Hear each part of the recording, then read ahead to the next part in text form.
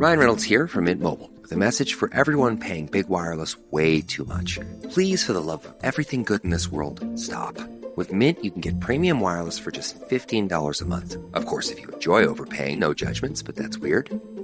Okay, one judgment. Anyway, give it a try at mintmobile.com/switch. Upfront payment of $45 for 3-month plan, equivalent to $15 per month required. Intro rate first 3 months only, then full price plan options available. Taxes and fees extra. See full terms at mintmobile.com. WABC New York and 107.1 WLIR Hampton Bays. It's the 77 WABC News Hour. Sponsored by Secure Cash, LLC. Talking the news with Noam Laden. All the news you need to know with Joe Nolan, traffic, Justin Ellick, sports. And now, Talking the news with Noam on 77 WABC. Yes, that's me. Good morning. It is Friday, April 4th. Your forecast from the 77 WABC Weather Center. A mostly cloudy day on the way. Could see a pop-up shower. The high going to be the 70. And then the weekend's kind of a washout. It kind of sucks, to be truthful. Saturday, rain, high 52. Sunday, rain, high 57. If you are walking out the door with us right now, 65 and cloudy in Scarsdale up in Westchester County, 66 and cloudy in Toms River over in New Jersey, and it's 68 and raining right outside our Midtown studios. The top 5 at 5. New Yorkers say they're now a little terrified about what the tariffs might bring. Should a Newark teenager who allegedly killed a cop be tried as an adult? Mayor Adams believes he does have a path to victory as an independent. Why did 2 NYPD cops leave the scene of an accident? And the Ivy League schools send out their acceptance letters. All right, let's get into it at 5:01, a story that we were following into the night last night. Amtrak service between Philadelphia and New York was halted for hours last night after 3 family members were hit by a train. This was in Bucks County, Pennsylvania, but of course, if it happens anywhere along the route, it is big news. Now, why was the family on the train tracks? Police do not know any of this just yet. It happened on an Acela train, ran into these 3. The exact circumstances of the collision unclear, but it led to a nightmare for people trying to get up and down from Washington to New York City last night. This is absolutely a tragedy. We have 3 victims involved in this tragedy here this evening. At 5:58 p.m., Bristol Borough officers responded to a call for persons up on the train tracks. When our officers arrived on scene, they attempted to go up onto the rail line to remove the subjects, but didn't get up to the top of the tracks before the Acela contacted the individuals that were up on the track. Now, there were 236 passengers, crew members aboard that train. None of them were hurt. But when the train put on its brakes to try to stop before hitting these 3 members of this family, the screech, the noise, and apparently was just incredibly loud. I heard the loudest screech I've ever heard before in my life. Like it was trying to brake and it couldn't. Okay, so lots of questions here. Why was this family on the train tracks? We do not have the answer to that. What we can tell you, though, is Amtrak is up and running this morning after all those delays overnight. 5:03, have you looked at your 401k? Oh, God. What do you make of the tariffs? President Trump says the country is going to boom due to these new global tariffs that began yesterday. Of course, no doubt you saw that Wall Street did not like it very much. The Dow down 1,600 points at the end of the day. On the White House lawn, the president trying to reassure the nation that this is the right path to go. I think it's going very well. It was an operation like when a patient gets operated on. And it's a big thing. I said this would exactly be the way it is. Yes, so the president promising us that good things were still to come. We have $6 or $7 trillion coming into our country, and we've never seen anything like it. The markets are going to boom. The stock is going to boom. The country is going to boom. He was trying to reassure the nation as the stock market had its worst day since the early days of COVID. And the rest of the world wants to see, is there any way they can make a deal? They've taken advantage of us for many, many years. For many years, we've been at the wrong side of the ball. And I'll tell you what, I think it's going to be unbelievable. The thing that people have to talk about, we're up almost to $7 trillion of investment coming into our country. And you'll see how it's going to turn out.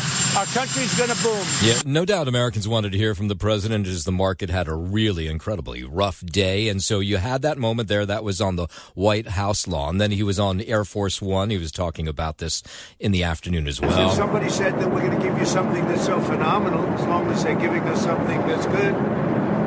Yeah, it's a little hard to hear, but again, trying to sell us that this tariff deal will eventually be a good thing and the markets will come back. You had the U.S. Commerce Secretary, Howard Lutnick. They put him out during the course of the day as well as the Dow was tanking. The long term or even the medium term, you've got to expect the United States of American markets are going to do extremely, extremely well. Yeah, so you had all kinds of people weighing in on whether this is going to be a good thing or a bad thing at the end of the day. Here's the chief economic advisor at Alliance. His name is Muhammad El Arian, and he says the White House is all in on these tariffs, despite, of course, what was a really down day on the market. The president and others are not flinching because people expected what the president called little disturbances, that the pain is going to be offset by the gain. Now, the numbers overnight, they were not good either, so we don't know what we're in for when the markets open, of course, at 9:30 this morning. But the hope is somehow that everybody gets to the negotiating table and we end up with a fairer trading system and with countries carrying the burden they should be carrying. Now, of course, this is being felt all over the world. Canadian Prime Minister Mark Carney says his nation will impose counter-auto tariffs in response to President Trump's announcement. Carney says the impact of the tariffs announced by the president are being felt just about everywhere. The ambition of these measures is enormous. The effects on the global economy will be monumental. And he says that the president's missing out on, when he talks about the president, he means President Trump, is that we are in a global economy that is now fundamentally different today than it was just even yesterday, and that these retaliatory tariffs that go into effect will hurt the markets maybe even more today. Yesterday's actions by the U.S. administration, while not specifically targeting Canada, will rupture the global economy and adversely affect global economic growth. Today I'm announcing that the Government of Canada will be responding by matching the U.S. approach, with 25% tariffs on all vehicles imported from the United States that are not compliant with CUSMA.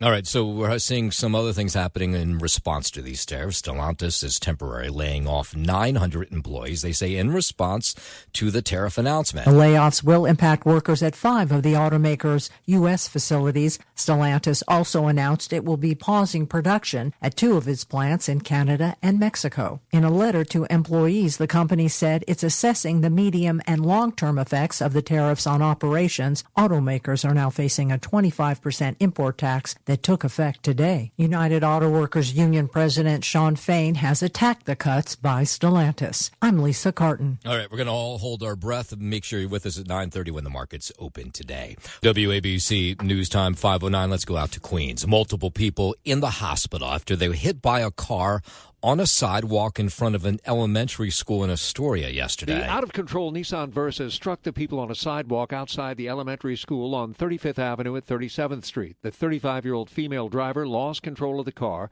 careened up onto the sidewalk, and struck at least 3 people, including at least 2 children. A 7-year-old girl suffered a broken leg and a head injury.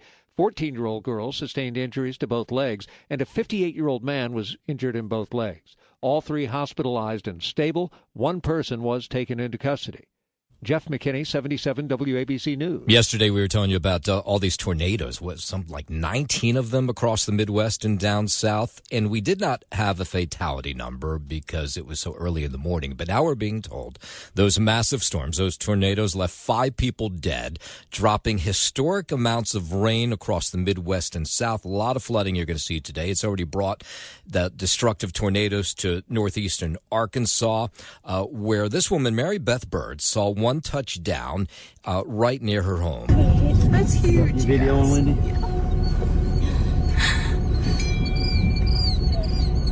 I can't even imagine. Yeah, I can't even imagine what that must be like. She had her phone on, was taping the whole thing. Nearly 50 million people from Texas to the Great Lakes under the threat of high winds yesterday. And then the rain came in, and some places, especially Tennessee, they're going to see catastrophic flooding as these systems move through. They were moving in overnight.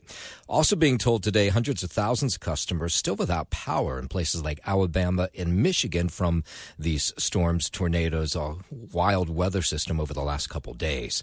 511, the number of people being laid off these days has reached levels that have not been seen since the pandemic. Nick Harper has a look on how Elon Musk's Department of Government Efficiency, DOGE, may be driving these numbers. The level of layoffs last month has not been seen since the pandemic. With a total of more than 275,000 workers axed, the data is the worst since the early months of the pandemic in April and May 2020.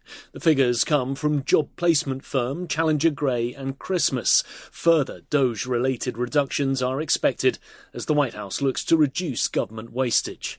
The Labour Department jobs report out on Friday will be closely watched as an indicator of the overall health of the US economy.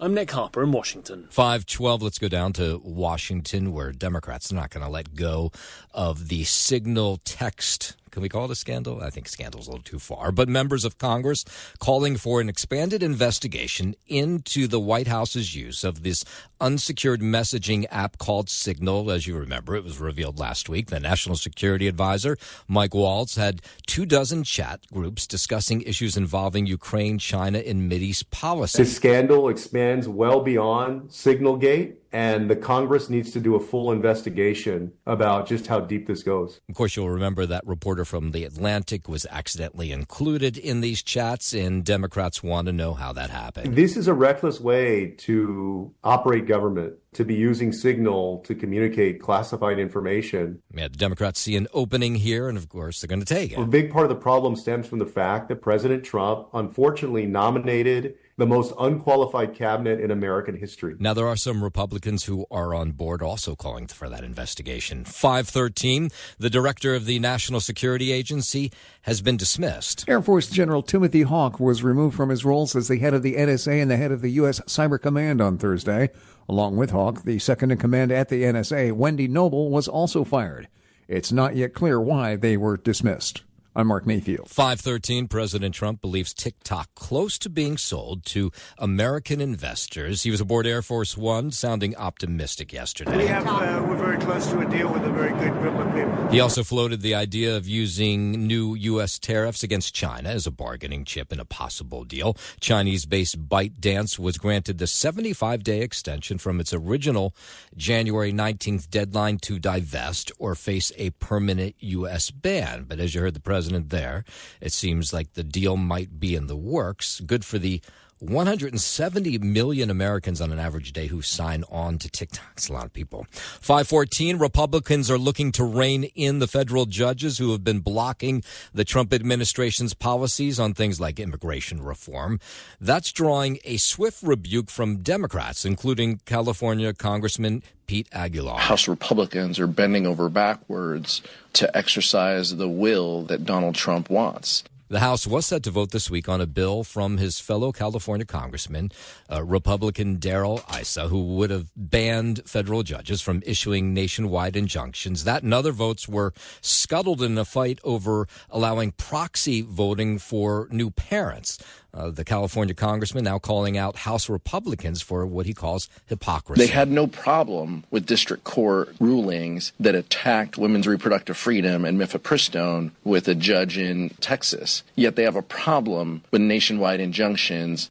In a moment, we're going to hear from a college fencing player. Is that what you call them? College fencing player who decided she wasn't going to take on a transgender opponent. And we'll tell you how the NCAA responded to that. We'll get into that in a moment. But first, 5:15, let's head over to the 77 WABC Sports Desk. Happy Friday. Good morning, Justin Eller. Thank you, Noam Layden. Happy Friday to you as well. We'll start here on the diamond at Yankee Stadium in the Bronx. Aaron Judge started another home run barrage with a 3-run first-inning drive that made him the third fastest Yankees player with 500 extra base hits and finished with 3 hits and 4 RBI to lead the Yanks over the Arizona Diamondbacks 9-7. Trent Grisham and Jazz Chisholm Jr. added 2-run homers off Merrill Kelly, who allowed a career-high 9 runs, 9 hits, and 3 walks in 3 2/3 innings of work. The Yankees had 22 homers on a 4-2 opening homestand, 5 more than any other team hit in its first 6 games. Judge fell a triple short of the cycle, and he's hitting .417 with 5 homers and 15 RBI. He has 320 homers, 175 doubles, and 5 triples in 999 career games, and only Joe DiMaggio and Lou Gehrig reached 500 extra base hits in fewer games among Yankees. Carlos Carrasco got his first Yankees win, giving up 3 runs and 5 hits in 5 1/3 innings of work. He started 17 of 22 batters with strikes, very efficient. Luke Weaver got 4 outs for his first save this season, ending Arizona's 3-game winning streak. Up next for the Yankees, Max Fried gets the nod for this afternoon's series opener against the Pirates. First pitch is scheduled for 4:15 p.m. from Pittsburgh. Checking in on the Mets as well. They'll be in action this afternoon, getting a 3-game weekend set underway against the visiting Toronto Blue Jays in Queens. First pitch there is scheduled for 3:10 p.m. this afternoon, with Tyler McGill slated to start for New York.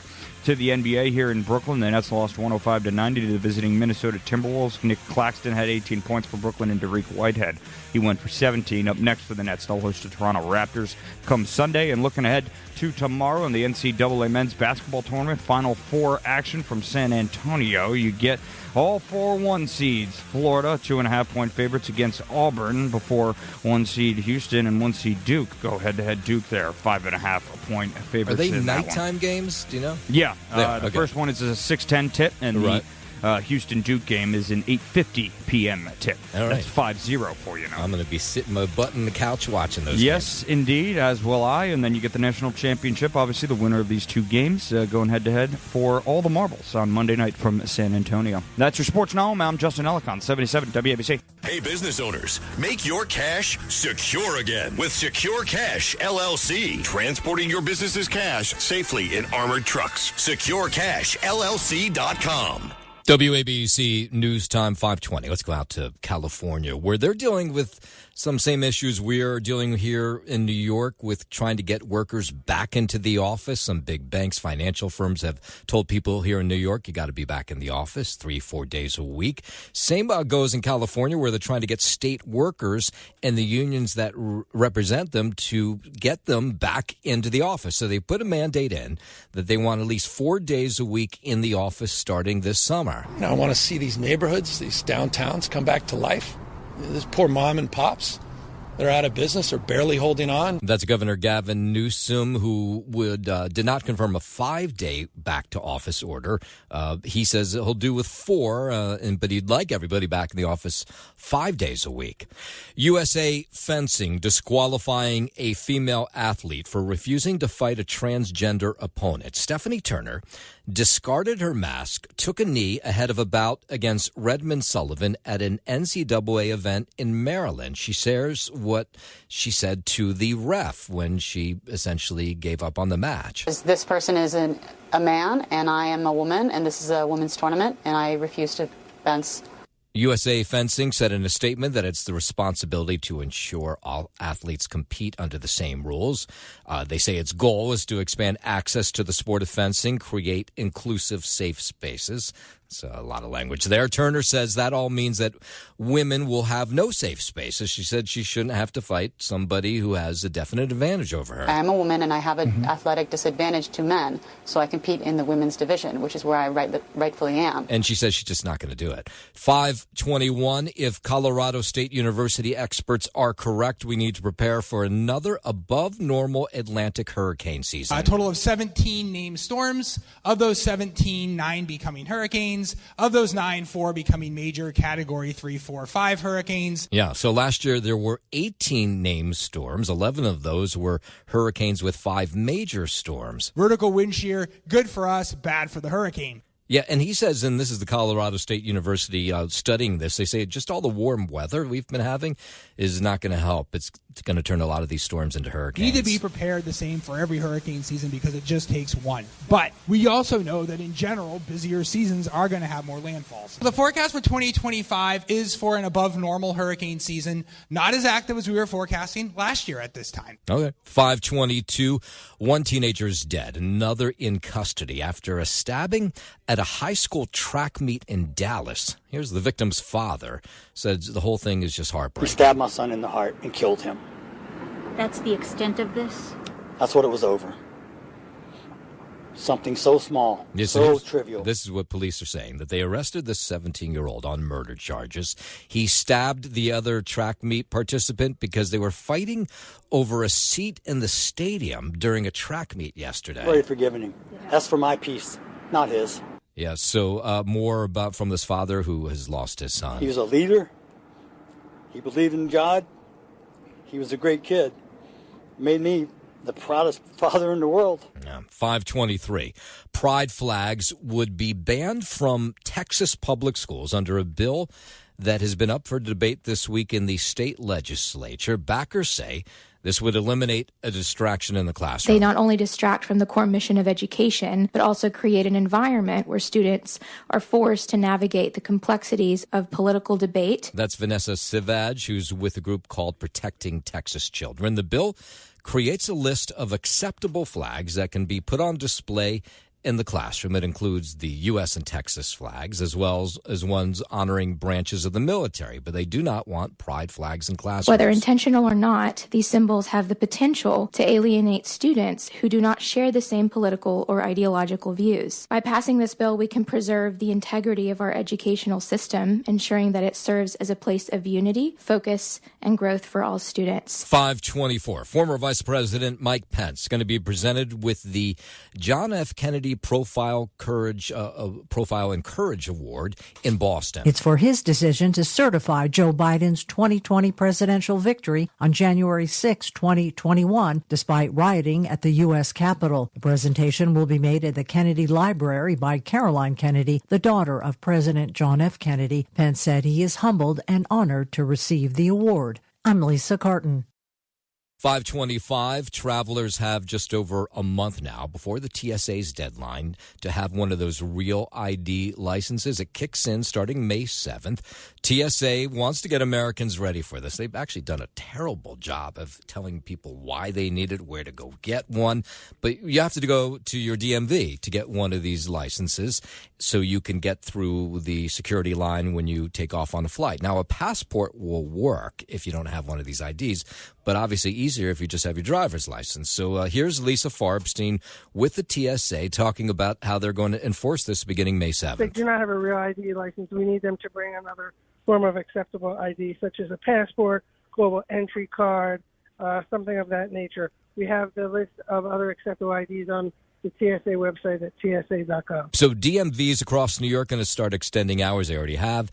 Some in New Jersey offering mobile events so you can get one of these licenses. And, of course, now it's getting crazy because everybody's waking up and saying, oh, I need one of these. I better go get one. Or maybe there's a wedding, or maybe there's a funeral, or maybe there's a job interview in another state. And so, again, like insurance, you don't need it till you need it. So you want to do it, get your Real ID, travel like a pro. Yeah, so she says these enhanced licenses are considered real IDs. And, you know, I guess apparently the airport's not the only place you'll be able to use them, but of course it's one of the biggest places. So enhanced licenses, which are something that the New York Department of Motor Vehicles is also issuing, they are also Real ID compliant. And they have a little flag on it. And the Real ID licenses have a star on them. So bring that enhanced license. That's good to go. By the way, I should point out, and I'm one of them, more than 50% of Americans have not gotten their Real IDs. It hasn't even, you know, I'm reading the stories about them, and I haven't even gotten one. But apparently now's the time to do it. Police in Gainesville, Georgia, have arrested a man they call Speedy Gonzalez. A 40-year-old man from the metro Atlanta area is facing felony charges for allegedly shoplifting over $20,000 in items from multiple Walmarts. He's also accused of stealing checks from mailboxes, forging them, using them for purchases, and then returning items for cash refunds. The man, named Speedy Gonzalez, not to be confused with the Looney Tunes cartoon character, previously gained attention for his name after being arrested 5 years ago for theft. Speedy is currently behind bars. I'm Liz Kennedy. WABC.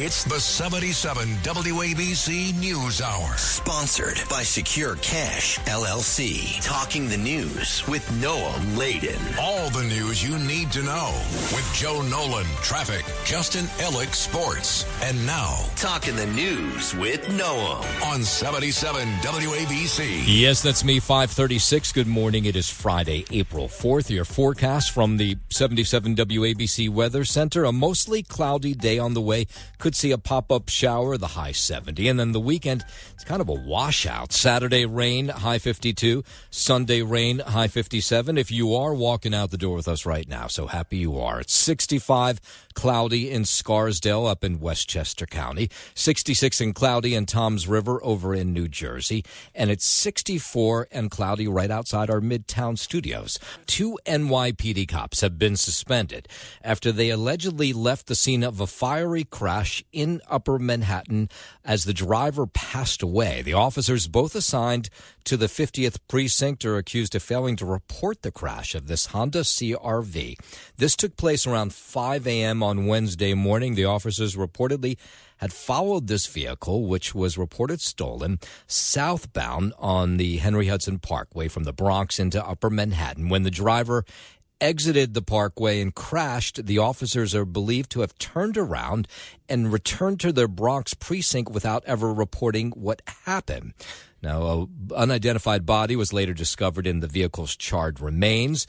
Neighbors say they heard some of the noise of this crash that took place before this fire broke out in this car. When we were walking by, I saw that car.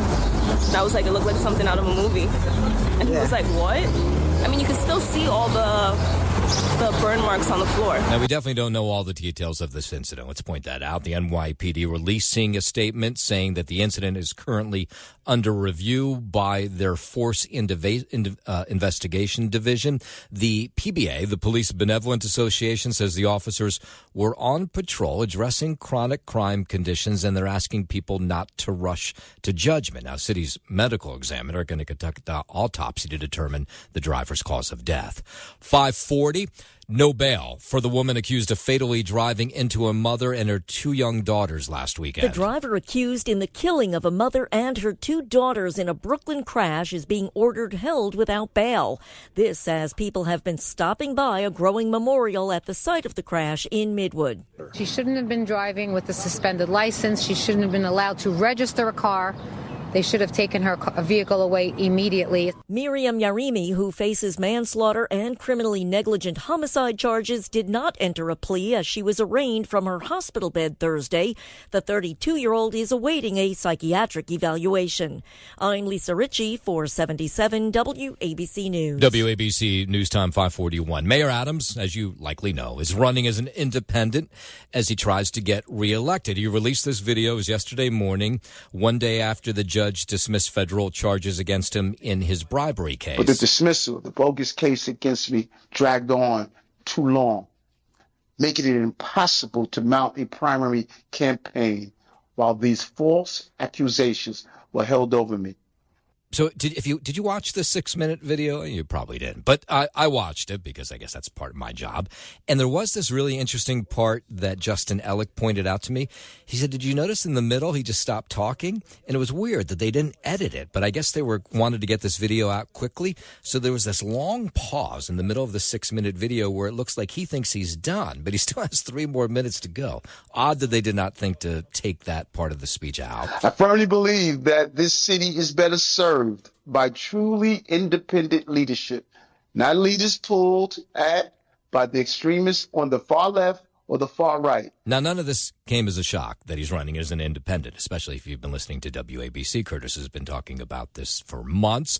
The other candidates in the race for mayor, they weren't surprised either. A lot of them showing up to a forum yesterday, and they were weighing in on how Eric Adams pulled the plug on his Democratic primary race for mayor. He can't escape accountability at the polls. New Yorkers are done with Eric Adams' corruption. So that's City Comptroller Brad Lander. Here's City Council Speaker Adrian Adams, who's also in the race for mayor. That was one of the worst kept secrets, I think, that New Yorkers have seen in a while. Another candidate in the race, another Democrat, City Comptroller Scott Stringer. Here's his reaction to Eric Adams running as an independent come November. I expect to be the Democratic nominee. I think he knows that I have a very good chance to win, so we'll meet again.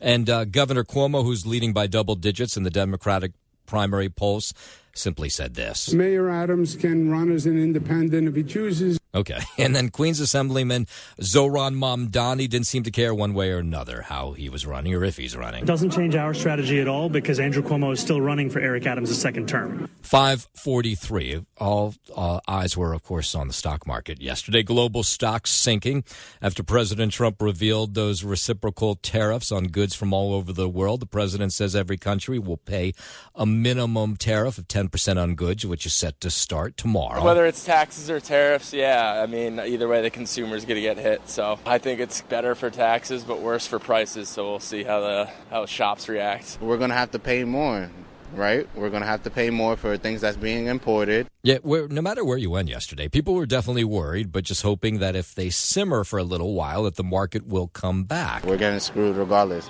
I'm thinking he's the type of guy who he wants $10, he asks for $50, and he gets his 10. I think that's what the play is. What's good for goose is good for the gander. They're charging us 10%. Why shouldn't we charge them 10%? Yeah, so you get a little bit of everything. People worried, but they say, okay, maybe it's good. America standing up for itself. As I see prices increasing, it will make me pause on going out, but not as of today.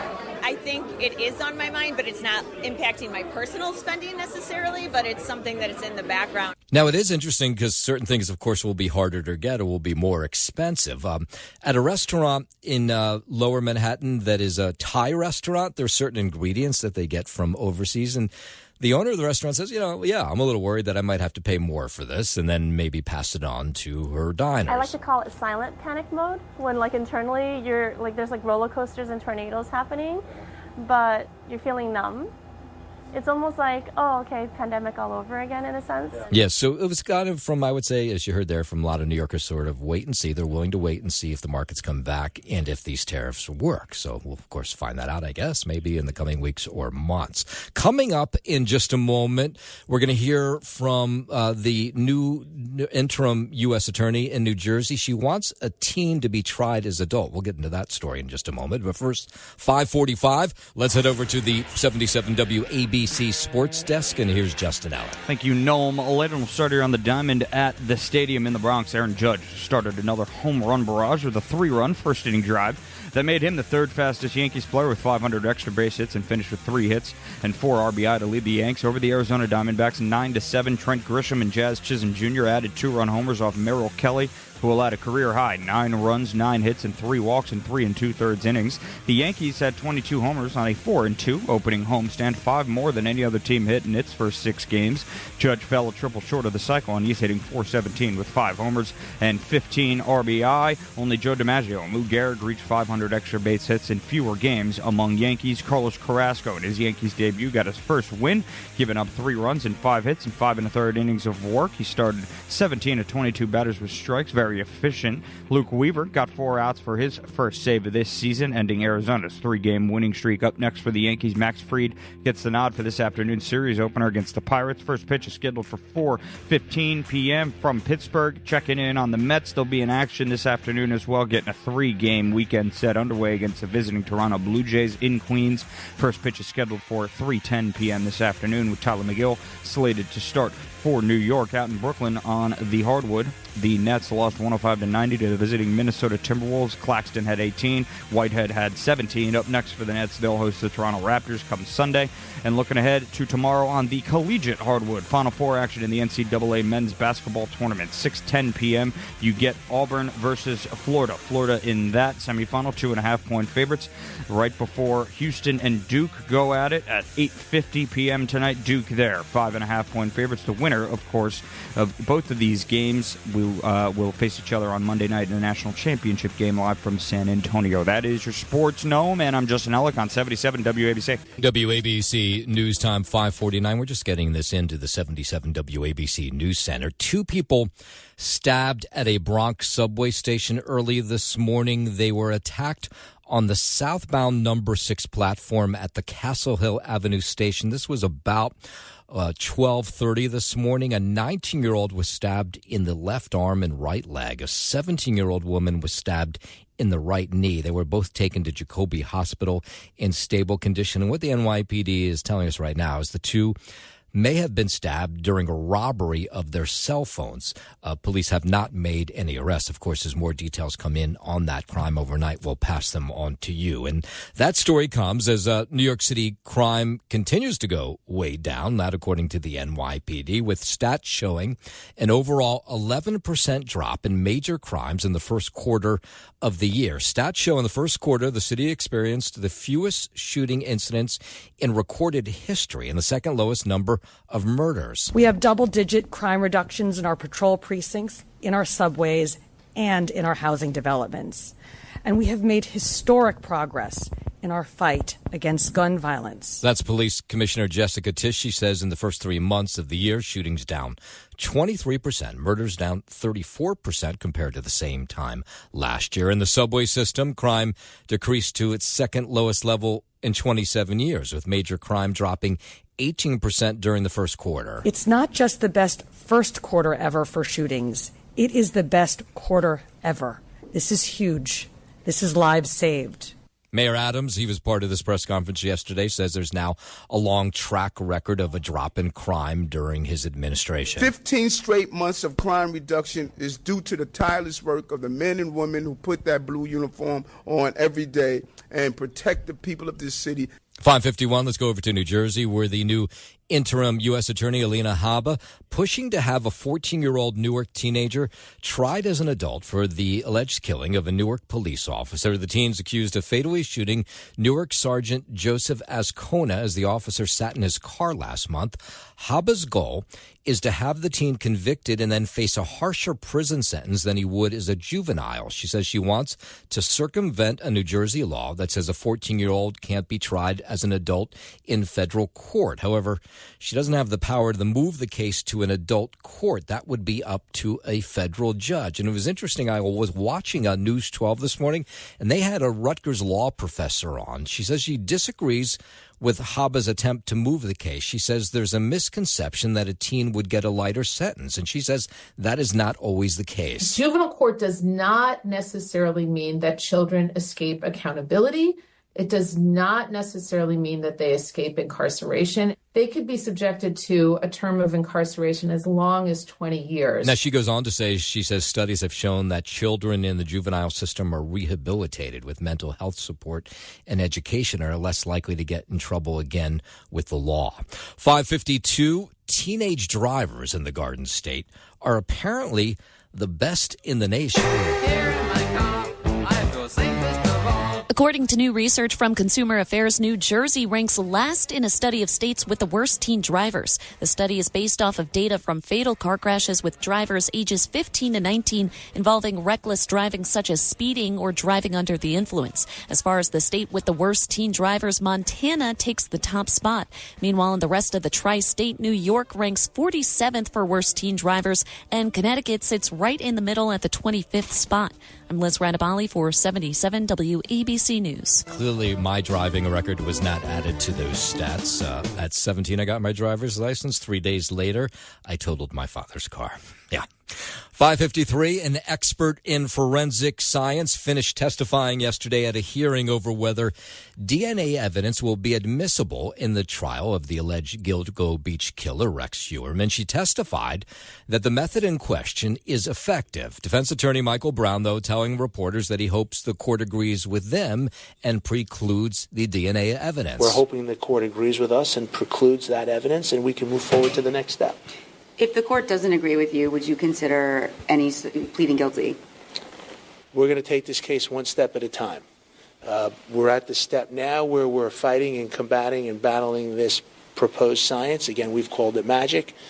Once we get past that point, we'll move on to the next step. For the defense, there's no doubt they won't say this, but if this DNA argument falls through, it'll be much harder to find their client or get their client a innocent verdict in a trial. 5:54, New York City going to kick off its open street season later this month with its largest car-free Earth Day event ever. The DOT Commissioner, Udanis Rodriguez, says the annual event is about opening streets to other things. For cultural, for wellness, for biking, for different type of celebration.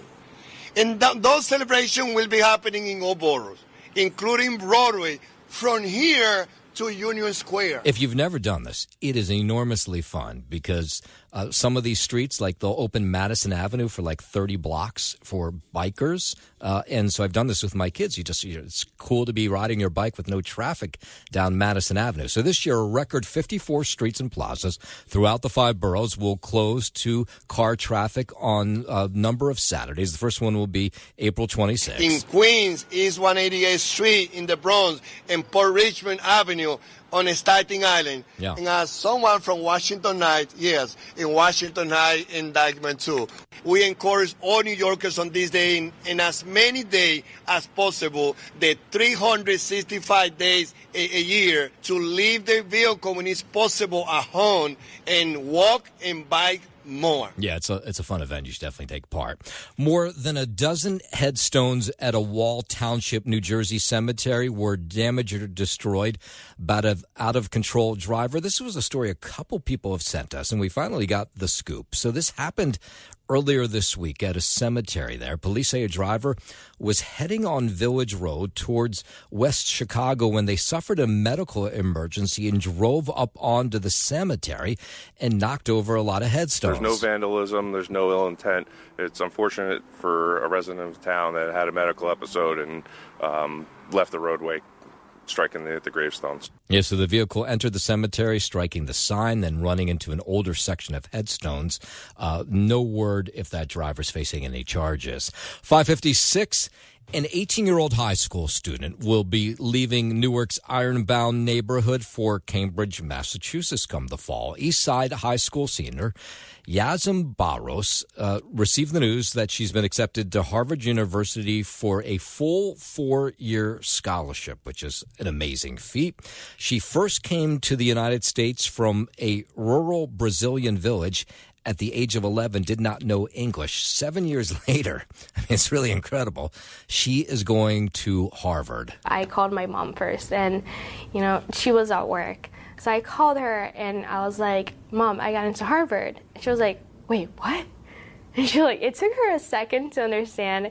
And then she was like, you're joking. And I was like, yeah, amazing job done by Yazim Barros. She says she plans to study political science for her undergraduate degree and would ideally like to remain at Harvard for law school. And my guess is that'll probably happen.